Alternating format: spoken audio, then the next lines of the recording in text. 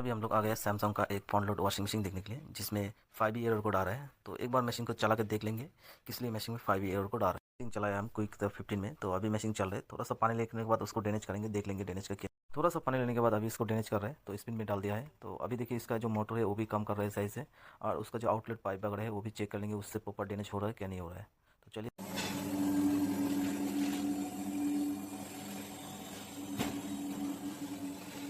देखिए दोस्तों, कस्टमर ने क्या किया, आउटलेट पाइप के साथ एक पाइप लगा दिया जो 15 से 20 फीट का है। तो वो पाइप भी अच्छा क्वालिटी का नहीं लगा है, तो वो पाइप से पानी अच्छे से नहीं जा रहा है, तो इसलिए मशीन में 5E कोड आ रहा है। तो पाइप हटा देने से मशीन बढ़िया चलता रहेगा।